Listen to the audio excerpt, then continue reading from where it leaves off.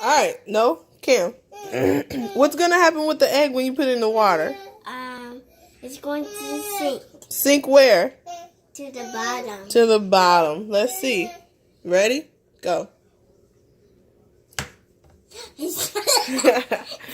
What happened? It sinks. It sank. What happened with the ball?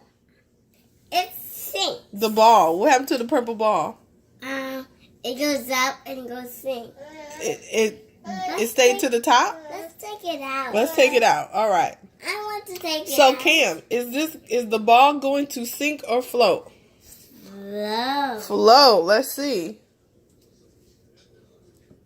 It's floating. It's floating. Oh my gosh. So Cam, look. What happened to the egg? It goes down. It goes down to the bottom. What does that mean to go down to the bottom? Because it goes to your sand. Right, but does it sink or does it float when it goes to the bottom? Sink. Sink. Good job. When it stays to the top, what does that mean? Is that sink or float? Float. Good job. Let's take Say thanks, Miss Wallace. Thanks, Miss Wallace.